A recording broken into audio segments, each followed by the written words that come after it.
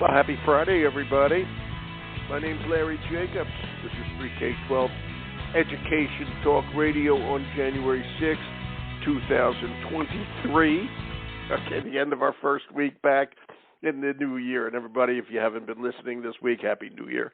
Hope you have a good one. And it just goes better from here. It's snowing here today in Maine. Okay, and hopefully it's not snowing where you are. All right, but yeah, we're used to it over here. Maybe it's snowing down in Connecticut where we're going today. Okay, we're going to talk to one of my favorite school districts, two exemplars down there. Okay, Dr. Lysette Torres, who's the Director of Equity at MERIDEN, Connecticut Public Schools, also Director of Instruction, I might add. She's been there for over 20 years, which I assume makes it a permanent job. Okay, and also we've got Symone James Abiola. Symone is an Equity Award winner from our Equity and Access Awards magazine. She's the fifth grade teacher in Meriden Public Schools. We've even gotten her a book contract. This is going to be great stuff, okay? She's been teaching for 6 years and is one of the district's equity leaders, and we're interested in equity because, as you know, we are the American Consortium for Equity in Education, and everything we do is over at ace-ed.org, ace-ed.org. It's where our magazine, Equity and Access, is. It's our online journal. You'll love it if you go over, just click on the cover and enjoy the issue. All our podcasts are over there under the podcast link. You can go over to our other websites, Teacher Retention and SEL. You'll see them listed over there, plus all the news, etc., and all the award winners, okay, who are being honored in our next issue of the magazine and all that sort of stuff. And on today's show, so please go over to ace-ed.org and check it all out. We're proud of what we do. We thank you for going over there so often. And if you haven't been over there, please do so and enjoy what we do. And I assume my two guests are together. I'm going to find out in a second. Symone, are you there? Yes, I am. Good morning. Good morning. I'm Larry Jacobs. It's a pleasure to have you here. You got to call me Larry. Okay. Thank you so much for having me, Larry. Oh, you're welcome. Lysette, are you there? I am here with Symone. Thanks for having us today, Larry. Are you kidding, Madam Director, Dr. Torres? It's a pleasure to have you here. It's always a pleasure to have my friends from Meriden on here and say hello to Barb and Mark and everybody over there. Would you do that for me? Okay. We definitely will. Good. Thank you very much. Okay, it's a great district, and I think the work you guys do in a very diverse district is really, really important, and I love getting the word out there for that. So, Lysette, let's start with you, okay? We're going to talk about, we are the American Consortium for Equity in Education. We really do care about this, okay? And I know you guys too, but equity is an easy word to say, and it's a hard thing to do. Okay, so Jim, why don't you give us the overview, Madam Director of Equity, and tell us what's going on over there in Meriden. Okay, thank you, Larry. So like I said, I've been in Meriden. We'll get to the author in a few minutes, okay? We'll talk about that. Okay. Yeah. Thanks, Larry. So as you said, I've been in Meriden for over 20 years, but I was also a high school student here many, many years ago. Kind of born and raised here, so I've seen the shift that we've done around equity. And I really believe that Meriden Public Schools has been at the forefront of ensuring equitable systems for all of our students. We've increased learning. Oh, go ahead. We've increased learning for all of our students through collapsing levels at the high schools. We went from 5 to 2. Students can take courses at the academic or accelerated levels, and both lead to access to our advanced placement courses. And we're really proud that we have 1,263 students at our high schools, which is 51% of our student population, currently enrolled in 18 classes. And 54% of those students identify as students of color. Well, that's so we're really proud of those efforts. Yeah. You should be, and I forgot to ask, describe the district, if you can, how many schools, the demographics, so to speak. A lot of people use free and reduced lunch as some sort of standard, too. Can you give us just a picture of the district? Lysette? Sure. So we have 8 elementary schools, 3 middle, 2 high schools in our district. Which is your favorite high school? Which team do you root for, Lysette? That's a loaded question. Well, I'll say that I graduated from Maloney High School a long time ago. Go Maloney. I'm not full of baloney. How's that for a cheer? Okay. Okay, good. There you go. I'm looking at so our student population, we have 8,600 students and over 73% of our students identify as students of color, with our largest group being Hispanic, and 15% being multilingual learners. Wow, that's very. That is incredibly diverse and wonderful. Okay, and I know that you're a district. When I hear those numbers, to me that's a great advantage to a school district. Okay, to have that kind of diversity and then teach to it, so to speak, and use that. Okay, to build a diverse and complementary attitude among students and teachers. I think that's just wonderful. Okay, and those numbers to me reflect very, very good and strong things. Okay, about your district. Okay, so I'm going to swing over to Symone. Symone, you're a fifth grade teacher, right? Yes, I am. I teach fifth graders. Wow. And you've been there for what, 6 years now? Yes, this is my 6th year. Also still my 6th year teaching fifth grades. I've always done fifth grade. I absolutely love it. They're a great group to work with. Right. How long did you stay in fifth grade yourself when you were there? Was that just 1 year, or did you stay somewhere? Just 1 year for me. I tell my students I've been in fifth grade 7 times. Wait, did you go to school in Meriden too? Or are you from there? I actually didn't. I did not go to school in Meriden, but I live here and I work here now, and I absolutely love it. Okay, cool. Where are you from originally? Connecticut? I'm from West Haven in Connecticut. Oh, I know it well. Okay, I know it well. All right, and that's pretty cool. So, we have you listed as, well, certainly you're an award winner, so congratulations on that. We're so proud to have you on the show and have you in our magazine. We're going to honor you in the next issue. You're also considered, obviously, one of the district's equity leaders, okay? And we know it's a diverse district, but you're teaching fifth grade. These are, what, 9-year-olds? Am I right? What are they? They 9? They're about 9, 10 years old. Yeah, okay, so they're 9 and 10. Okay, how do you approach equity in your mind, in your classroom, to them? Okay, it's a cool question. So for me in my classroom, it's really important to create an inclusive and a welcoming environment that is really representative, of our students, of our population. So they're able to see themselves in the environment and even in the materials that we use. Fifth graders are very inquisitive. They're very curious. They have lots of questions. So we have just so many opportunities for just great critical conversations when we're reading books. They want to know, more. They ask questions that have to do with their own identities and about the world around them. Just like, for an example, when we're reading about westward expansion, they really notice who we're talking about, and they want to know, how these historical events impact people and how it connects to them today. So really every opportunity that we get to connect, the past to the present and to who they are is just an opportunity that I can't pass up as a teacher, because that's what we're here for. And being that we're in a district that is so diverse, there's just so many opportunities for us to bring in their own experiences. You're bringing out the history teacher in me. I used to be a history teacher. The impact of Latino culture on our westward expansion is absolutely impressive. Okay? If everybody remembers, Texas and all that land in New Mexico was part of Mexico. It was a fully Latino culture. Okay? Until, quote, the westward expansion, the manifest destiny, the Texas Revolution, go right down the whole list. But that has a lot to do with Hispanic impact. Okay, and when I was a teacher, back many years ago, we didn't teach that.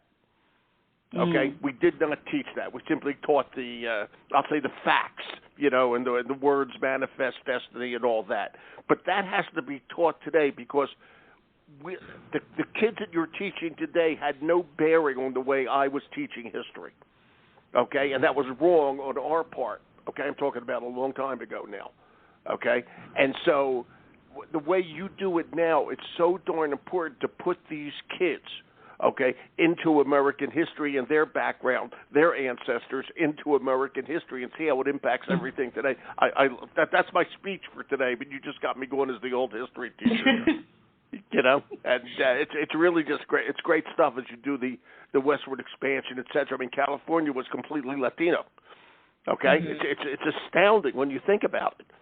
Okay, and when we were talking about it, it was very surprising to them. I showed them on the map where the border was between the U.S. and Mexico. What was Mexico? And they're shocked to know that the border crossed people, and how that changed the population. So it really is important for them to know. Yeah, and the very people, the very cultures that owned it are having trouble coming back into it. Okay, today it's an absolutely amazing story. Okay, and it has to be taught so these kids understand the role they play, or at least their ancestors or their culture plays in the American story. I think it's just really important. I'm so glad you're doing. I have to ask, how do the kids react to all this kind of thing? Okay, do they understand how important? Did they start to get the feeling that their cultures were important? And by the way, I left out African American kids. Okay, and the African Americans played a perhaps a lesser role in Western culture, but an important one. Okay, and they were part of it, and we tend to ignore that too, at least when I was teaching. I hope we get back into that. Okay, Symone, how do the kids react to all this? I think it's great. I love this kind of conversation. I think it really excites them, honestly. Like I said, fifth graders are very, very curious. So a lot of times they're asking the questions that are starting the conversations.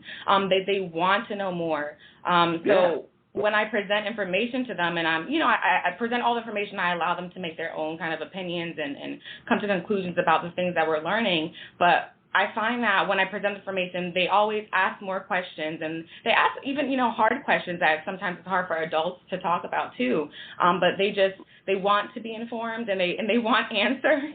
Or sometimes I'll even have them, look into things on their own and do their own research too. But it definitely matters to them, and they absolutely value being able to see themselves in our history.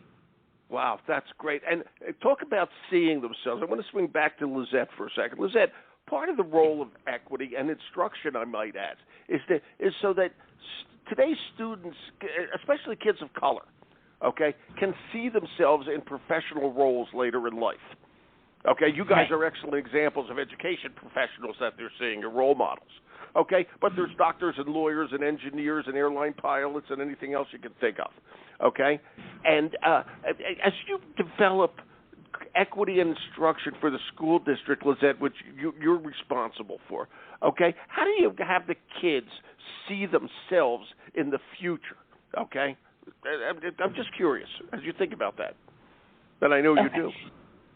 We do think about it, and I know you do. Again, having been, born and raised here in Meriden and being a student here, and then actually going back to teach, at the high school I graduated from, and being, that role model or that example for students of color to see, right here in Meriden, we have several who, that's what we've done. We've come back and we've worked in our own community. Yeah. But I think part of what we're doing is really starting with our staff and making sure, we're going through training. We have our assistant principals and supervisors being trained with Denise Stevenson, who's the founder and researcher for Center for Applied Research and Equity, and we're focusing on culturally and linguistically responsive pedagogy. And as we go through this professional learning, we're then turnkeying it for every single building in our district. So every teacher is getting this important learning, which then will help our students. As we take deep dives into understanding ourselves, we can then understand those around us and, more importantly, our students, and help within our classrooms so that our classrooms become those safe spaces to meet the needs of all our students, especially our students of color. So I think it's really starting with our teachers so we can get that into our classrooms for students. Well, that is absolute. I'm not surprised at any of this, considering how well I know Meriden, but I'm just so thrilled, okay, that you're doing this. And I have to ask you a question. When I'm just going to use a math teacher, okay? Math is a pretty culturally, can be, if I may, okay, a culturally neutral subject, okay? So how does what you just said apply to someone, if you can answer this, who's teaching math? Okay, they have to understand their kids. They have to understand where those kids are coming from, et cetera. But how does the cultural part, if I may, if you can answer it, I'm not sure you can at this stage of the game, work its way into, like, teaching math? I think it's important that the math teachers understand cultural relevancy, et cetera. Okay, and the old classic example of that is that we don't use as a word problem two yachts racing for kids of lower socioeconomic scale. Okay, they don't even know what the hell the yacht race is. Okay, that's the classic. Okay, so just talk about how that infiltrates everybody's teaching tools, if you can. So I taught English wasn't a fan of math, but I think about the join the club. If there's a club, yeah. I will join together. So go ahead. Yeah. Okay, sounds good. But I think, like you said, it's ensuring, we kind of go through the 27 equitable classroom practices and seeing the different things that teachers can do that are observable to ensure the classrooms, are meeting the needs of the students in that area. So we think about, like you said, the math problem. We want to make sure that it's relevant to what our students know and that they see themselves, even like in English and history classes, we want them to see themselves in the works that we're reading. We want them to see themselves in their own experiences in the math problems that they're working on. Mm-hmm. Because then it becomes real to them. Then they can make that connection, and they're more likely to engage in the content and to understand it better. Yeah, you got to put it all into context, and that's what was missing from my mathematics education. I never understood why we were learning it, so I never bothered to learn it. Okay, it's that simple. Okay, mm-hmm. and I'm not picking on math teachers. I think they're terrific. But this is what we have to do as educators in 2023. Okay, we have to think about that pre-K 12. Okay, it's unbelievable. How else? Let me go back to Symone. Symone, how else? Okay, are you work with equity when you think about it? Okay, now I bet it's on your mind a lot. Okay, how do you want to? Because you want to make it right for all the kids. Okay, beyond history teaching. Yeah, I mean, just in every really aspect of our classroom. Even you just mentioned math. Even in math, holding all students to those high expectations. Our English learners, our SPED students, every single student should be held to those high expectations and thinking about how we can connect what we're doing to who they are. And just some other things in equity I've been doing with the district. Currently, we are facilitating a student club for students to be engaged more in these conversations about racial equity and increasing their knowledge about identity and becoming advocates for themselves and for others. So I've been working on that at our school. As an equity leader, I've been very fortunate to engage in some learning just around racial equity and being able to facilitate conversations with staff and with my own colleagues. We've had a book club where we, read a text that was really focused on racial equity and specifically in education and learning about how we can apply those things to our classroom. So in so many different ways, both in my classroom, but then also with colleagues and district-wide, I've been really fortunate to be a part of this work and be a part of this conversation. Yeah, and those conversations you have with people about equity, which in many times boil down to race, okay? And that's not an easy thing to talk about a lot. Okay, people can, it can be a little bit confrontational, a little bit guilt-ridden, if I may. Okay, a little bit aggressive sometimes, if I may, but they're important conversations. Okay, and for you to be able to lead that type of conversation and make people feel comfortable with that, okay, in a very diverse age, okay, that's a real gift that you have. I have to tell you, both of you, that's a real gift that you have because that's not easy to do. Okay. Thank you. Okay. You're welcome. Okay. And it's very difficult to do. Okay.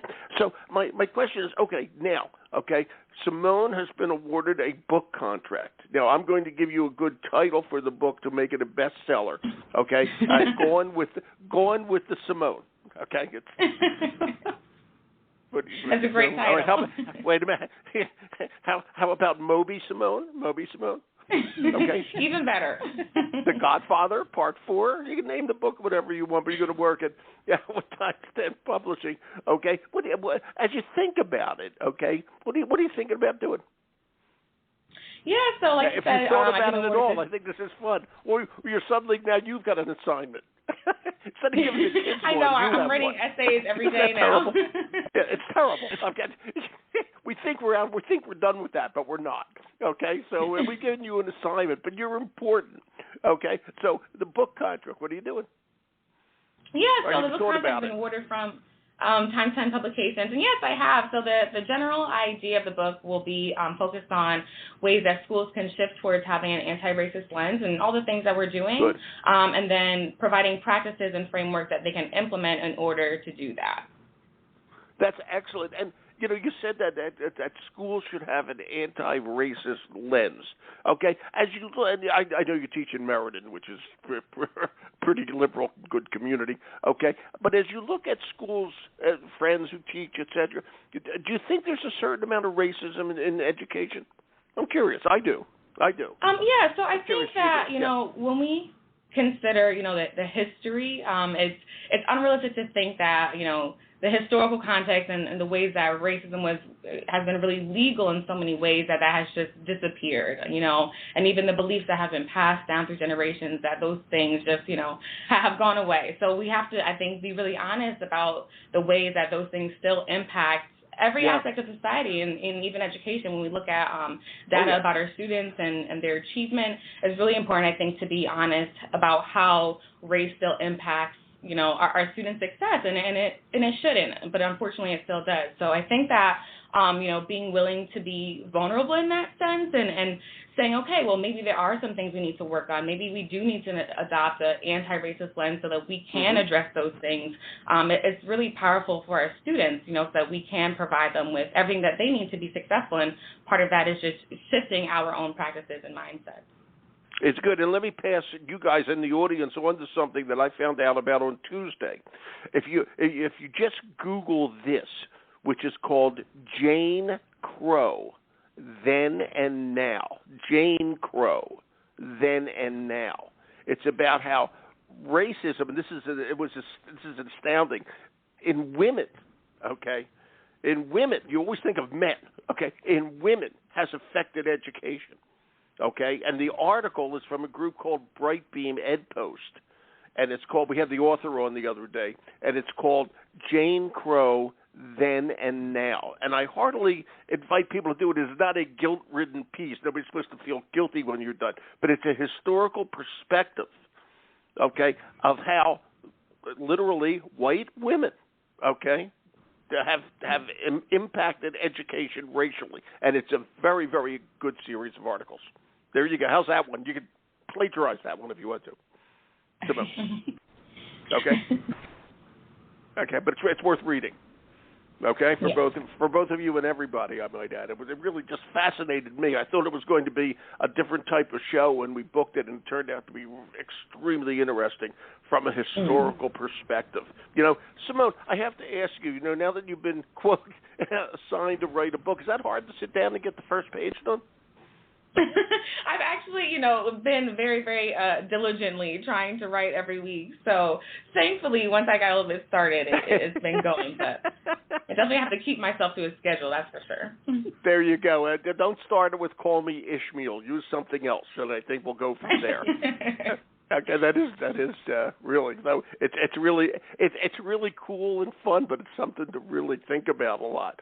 Okay, when as you write this kind of thing, what's the impact you want to make? Do you want to make it to newer teachers, to experienced teachers?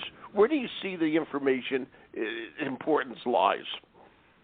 I really hope that it provides a starting point for schools or for districts, or even if it is a single educator who's looking to begin this work within their school or their classroom, or even, school-wide. I know, like you mentioned, it can be very, anxiety-inducing. There can be a lot of hesitation when we're talking about race and other racial topics. So I hope that with the practical things and just the suggestions and the framework that I'll be providing in the book, that it gives a starting point, it gives some ways for people to begin, and a good resource that makes people feel maybe a little bit more comfortable about how they can get started with this work, or even continuing the work, because I know it can feel like a big task, but there's just so much out there, and hopefully this will be another resource that folks can use to do that.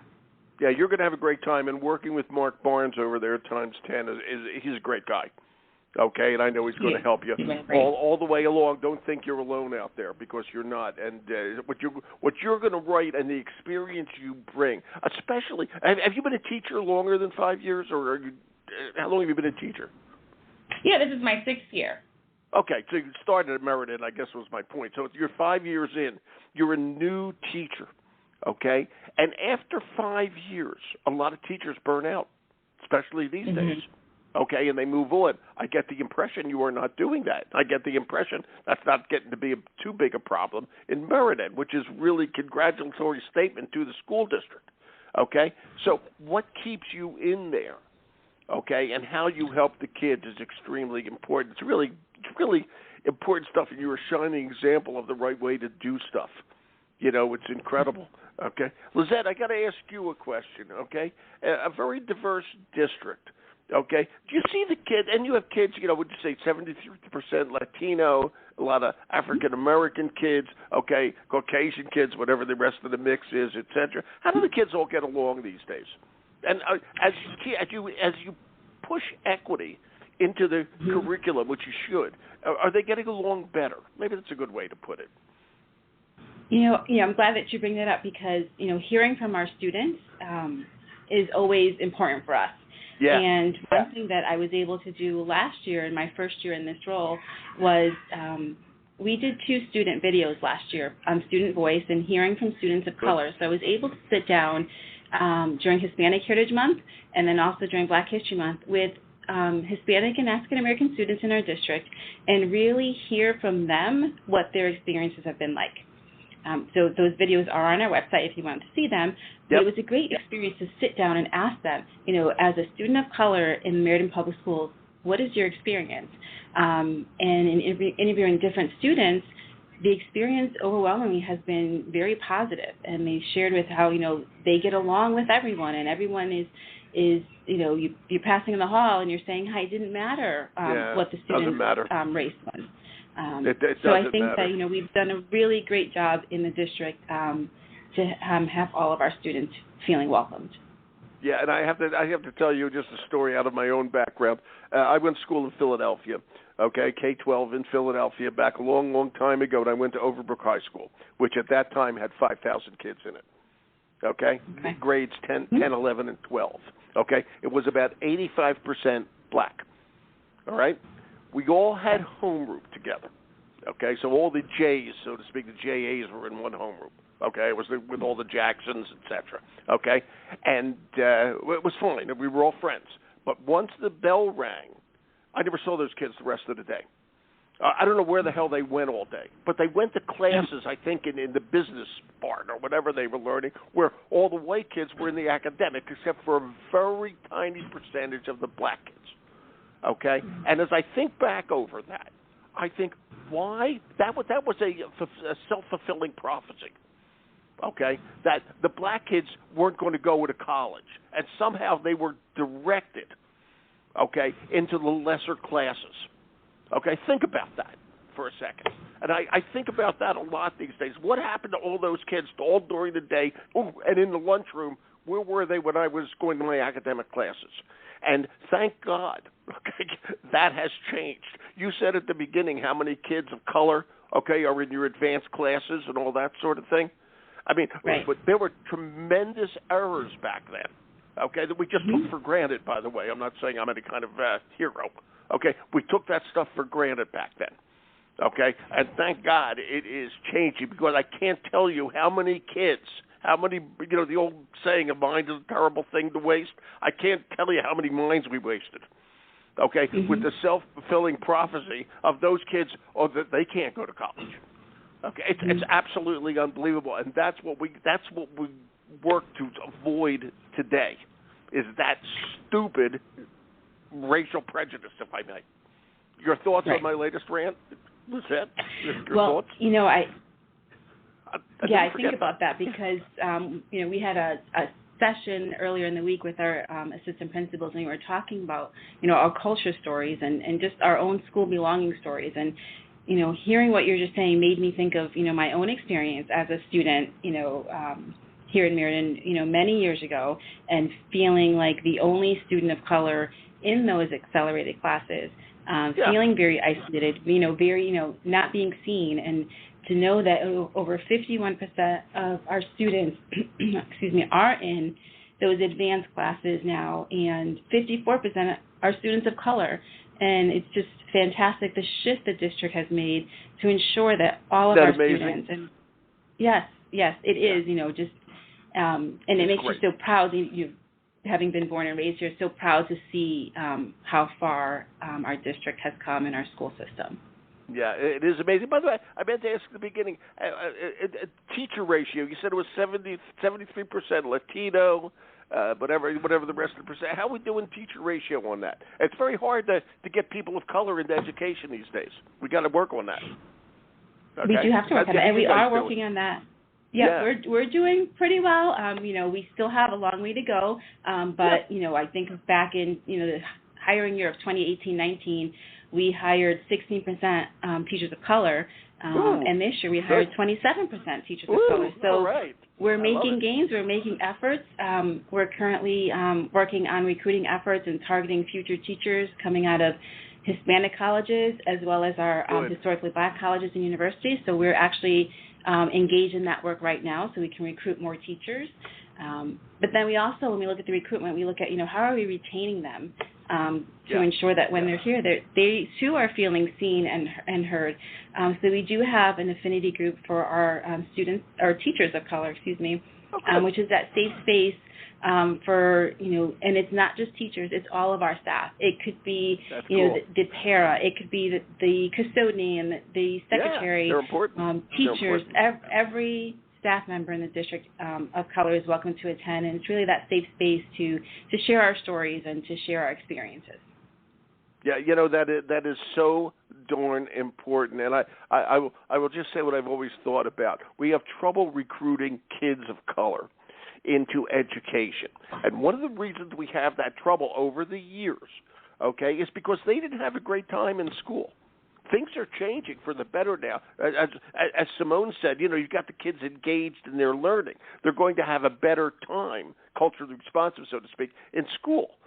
Okay? But if you don't have a good time, you're not going to make a decision to spend the rest of your life working in a place you didn't have a good time for 12 years. Okay? So if we make school more engaging for children of color, if I may, you're going to find it's going to be a lot easier, to recruit people people of color into education so they come back into it. Okay, we created a vicious cycle, and now we're going to get rid of that once and for all. You two are amazing. Okay, I'll buy the book, Symone. I'll buy the book. Thank you. Okay. And now I'm in touch. In fact, Mark's going to be on the show, I think, next week. Okay, Mark Barnes, your publisher, but I'll try to remind him. But when this book comes out, when you write the book, etc., we want you to come back on the show. Okay? Oh, thank you so much. I'd love that. We'll get the interview with the author, and this time you're the author. Okay? Absolutely. I'd love to do that. Thank you so much, Larry. You're welcome. Thank you, ladies. You're both wonderful. Okay? And have a great school year, and it's almost Martin Luther King Day, so you get another day off. Isn't that good? That's good. Right. Thank you. Thank you. Happy New Year to both of you, and have a great school year. Great half of the school year coming up. Okay. Yes, thank you so much. Doing so Thanks much. for having us. Okay. Take care. Please say hi to Barb and Mark for me over there. Okay. Well, we definitely will. Thank you. Thank you so much. Okay. Bye-bye. Bye. Bye. Wow. Good folks. Symone James Abiola, an Equity Award winner, MERIDEN, Connecticut, going to get she's got a book publication deal with Times 10 Publishing. Okay, a lovely person, obviously, and Dr. Lysette Torres, who's the Director of Equity and Instruction at MERIDEN Connecticut Schools, which is a damn good school district. Okay, that's all I have to tell you on that. Check it out. It's, I guess, you'll just Google MERIDEN Schools. Okay, MERIDEN. We're going to archive the show over at ace-ed.org. Everybody have a good first weekend of 2023. We will up here, and I'll be back with you on Monday. My name's Larry Jacobs. See everything we do over at ace-ed.org. Thanks.